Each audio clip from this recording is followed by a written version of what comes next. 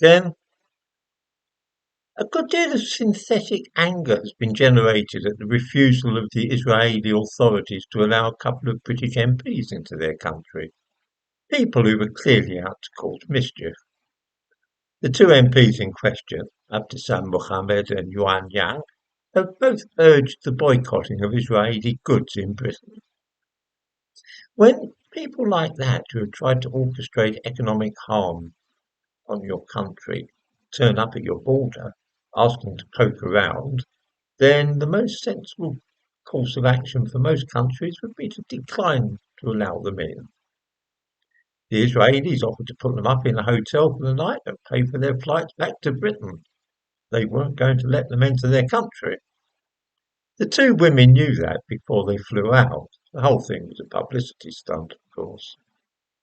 I might mention that Israel is extremely strict at the moment about who they will and will not allow in. Just because we allow every ragtag and bobtail to breed into our own country doesn't mean that every other country in the world is bound to follow suit.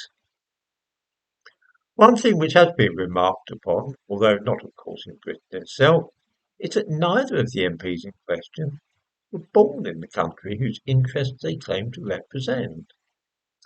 Two supposedly British MPs, one born in Yemen and the other in China. Hand on heart, do viewers really suppose that a Yemeni Muslim will be as devoted to the interests of Britain as somebody born into a British family which has been rooted in the country for 1,000 years? This is a serious question. Suppose that I became a member of the Israeli Knesset. Would I really be as loyal and devoted to the country as an MK as somebody born here into a family which has lived in Israel for centuries?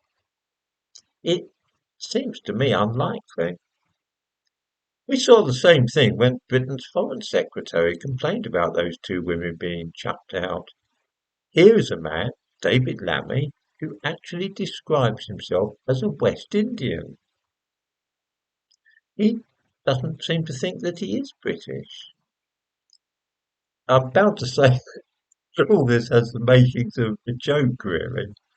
A West Indian, a Muslim, and a Chinese woman entered Parliament.